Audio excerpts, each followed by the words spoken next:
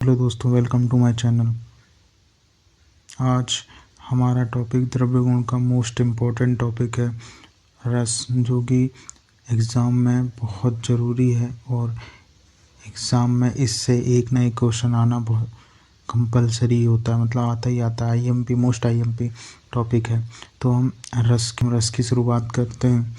तो सबसे पहले रस की व्युत्पत्ति देखेंगे, जिसमें बताया है कि रस धातु में अच व घा प्रत्यय लगने से रस शब्द बनता है, जिसका अर्थ होता है स्वाद या टेस्ट।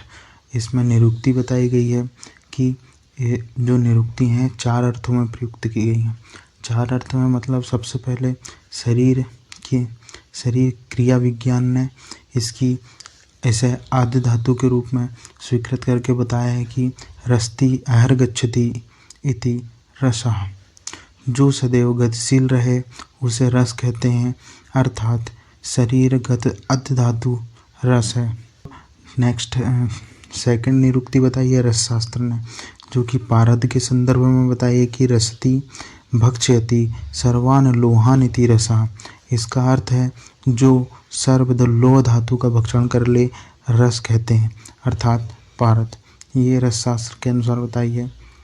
नेक्स्ट बताइए वैसर्ज्य कल्पना के अनुसार द्रव्यों का स्वरस बताया है रस को। इसमें उन्होंने एक कोटेशन दिया है कि यंत्राद निष्पीड़िताद द्रव्याद स्वरस उच्यते, और द्रव्यों को कूट कर उसे निचोड़ कर जो तरल द्रव्य पदार्थ प्राप्त होता है उसे रस कहते हैं। जो शरीर में शीघ्रता से फैल जाए उसे रस कहते हैं। अब द्रव्यगुण विज्ञान के अनुसार रस की निरुक्ति बताई है कि रसनेन्द्रिय का विषय जो है रस बताया है। इसमें एक निरुक्ति बोली है कि रस्यते आस्वाद्यते रसनेन इति रसः, जिसका अर्थ है रसेंद्रिय द्वारा ग्रहण किया गया आस्वाद रस कहलाता है, अर्थात मधुर आदि 6 रस द्रव्यगुण शास्त्र में अपेक्षित रस यही है। रस का लक्षण बताया है कि रसनार्थे रसः, रसेंद्रिय के विषय को रस कहते हैं। रस्यते आस्वाद्यते इति रसः, जिसका रस लिया जाता है अर्थात अथवा आस्वादन किया जाए वह रस कहलाता है। ये सारी रस की विभिन्न विषयों के द्वारा इसमें अलग अलग निरुक्ति बताई गई हैं। नेक्स्ट है रसों की संख्या निर्धारण। तो सबसे पहले एक रस जो है वह भाद्रकाव्य ने माना है। 2 रस शाकुंतई ब्राह्मण्य, 3 रस पूर्णाक्ष मोदगल्य, 4 रस कौशिक हिरण्याक्ष, 5 रस कुमारशिरा भारद्वाज, 6 रस राजश्री वायुर्वेद, 7 रस वैदेही निमि, 8 रस वडिश धर्मार्गव अपरिसंघेय कांकायन और पुनर्वसु आत्री ने 6 रस माने हैं। अब रसों का पंचवोटिक संगठन, मतलब हमारे जो 6 प्रकार के रस हैं मधुर अम्ल लवण कटु तिक्त कषाय, इन रसों का पंचवोटिक संगठन याद करने के लिए मेरे पास एक छोटी सी ट्रिक है जो कि मैंने अपने याद करने के लिए बनाया है। तो मैंने सबसे पहले क्या करता हूँ, सभी को एक साथ लिखा, फिर मैं करता हूँ PPJ VVV, ठीक है।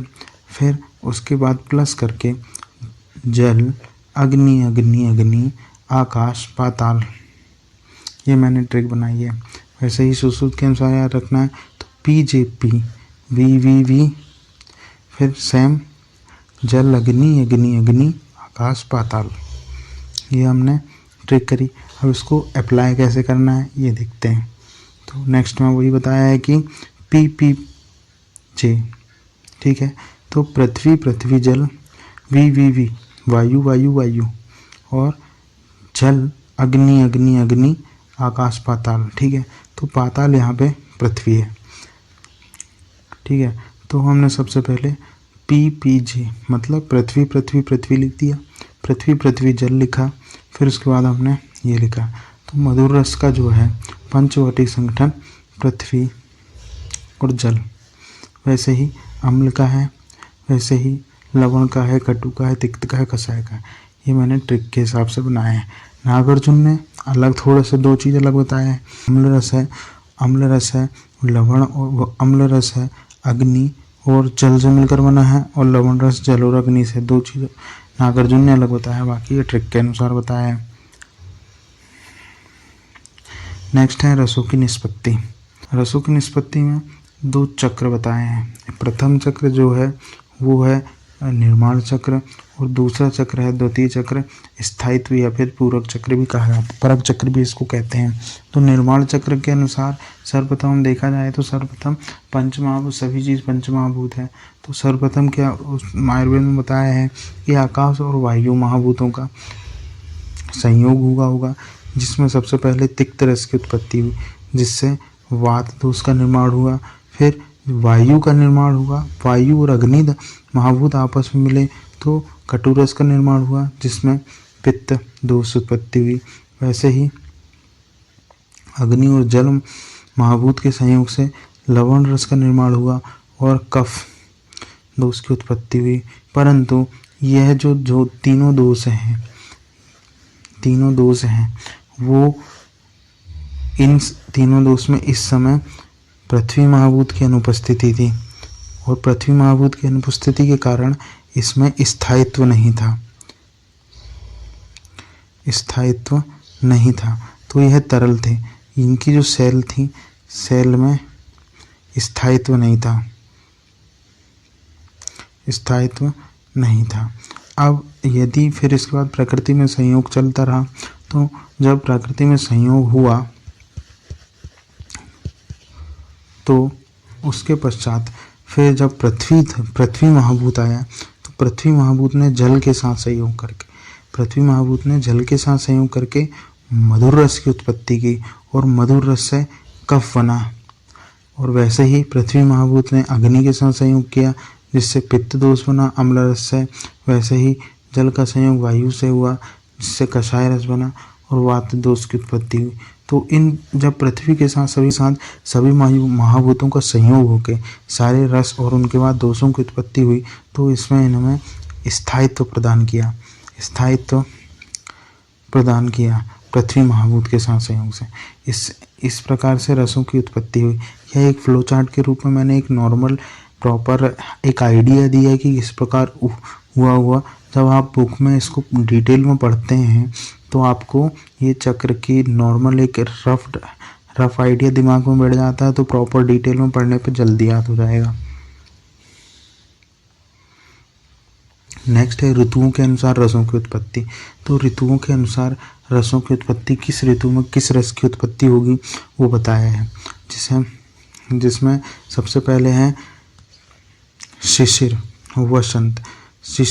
वसंत ग्रीष्म, वर्षा शरद हेमंत। तो ये 6 प्रकार की जो हमारी ऋतुएं हैं, इन सभी को याद करने के लिए भी मैंने एक छोटा सा बनाया है कि शी वा जी वर्ष शरद है, मतलब सी से शिशिर, व से वसंत, जी से ग्रीष्म, वर्ष से वर्षा, शरद से शरद, हे से हेमंत। मतलब सी व जी वर्ष शरद है की ट्रिक है ऋतुओं का प्रॉपर एक सीक्वेंस याद रखने के लिए। फिर उससे कौन सी रस की उत्पत्ति होगी, तो शिशिर ऋतु में तिक्त रस की उत्पत्ति होगी, बसंत ऋतु में कषाय रस की, ग्रीष्म ऋतु में कटु रस की, वर्षा ऋतु में अम्ल रस की, शरद ऋतु में लवण रस की, और हेमंत ऋतु में मधुर रस की उत्पत्ति होती है। नेक्स्ट है रसोपलब्धि। रसोपलब्धि मतलब रस का ज्ञान हमें कैसे होगा, रस का ज्ञान कैसे हो सकता है। तो रस का ज्ञान होने के 3 प्रकार साधन बताए हैं। कौन कौन से? एक है प्रत्यक्ष, अनुमान और आप्तोपदेश। 3 प्रकार के साधन आयुर्वेद में बताए गए हैं। सबसे पहले आता है प्रत्यक्ष में बताया है कि रसो निपातो द्रव्याणाम। इसका अर्थ होता है कि रसेंद्रिय पर द्रव्यों का निपात संपर्क होने से रस का ज्ञान होना। किसी भी द्रव्य के रस निर्धारण के लिए सर्वोत्तम उपाय यही है। मतलब हमारे टंग में, जीभ में यदि किसी द्रव्य का स्पर्श होता है और उसी समय जिस रस का ज्ञान होता है उसे प्रत्यक्ष ज्ञान कहते हैं। उदाहरण के लिए इमली का अम्ल रस, नीम का तिक्त रस और करेले का तिक्त रस। अनुमान प्रकार बताया है रस उपलब्धि का, जिसमें बोला गया है कि कोई द्रव्य की रसोपलब्धि उनके कर्मों को देखकर अनुमान प्रमाण के आधार पर ज्ञान प्राप्त करते हैं। तो उसका उदाहरण बताया है कि स्वर्ण धातु को ब्रहण या फिर हृदय रसायन कर्म को देखकर उसे मधुर कषाय रस का अनुमान ज्ञात करना। नेक्स्ट है आप्तोपदेश। आप्तोपदेश में अव्यक्त रस अनुरस का ज्ञान आप्तोपदेश द्वारा होता है। आप्तोपदेश मतलब आप्त पुरुषों द्वारा बोले गए वचनों के अनुसार द्रव्यों में अव्यक्त रस अनुरस का ज्ञान आप्तोपदेश के द्वारा ही होता है। उदाहरण के लिए स्वर्ण के मधुर कषाय रस का ज्ञान भी आप्तोपदेश द्वारा ही होता है, लेकिन स्वर्ण के कर्म को देखकर अनुमान प्रमाण द्वारा इसकी पुष्टि की जा सकती है। डायग्राम के द्वारा मैंने बताने का प्रयास किया है कि जीवा के किस भाग में कौन से रस का ज्ञान होता है। तो जीवा के अग्रभाग में सामने टाइप तरफ टिप में मधुर रस का ज्ञान होगा। वैसे ही जीवा के पार्श्व भाग में अम्ल रस का ज्ञान होगा साइड में, और उसके रसांकुर मतलब हमारे जीव के अग्रभाग के थोड़े साइड में पार्श्व में लवण रस का ज्ञान होगा, और जीवा के अंतिम भाग में लास्ट साइड वहाँ पे हमें तिक्त रस का ज्ञान होगा, और जीवा के बीचों बीच हमें उमामी रस का ज्ञान होगा।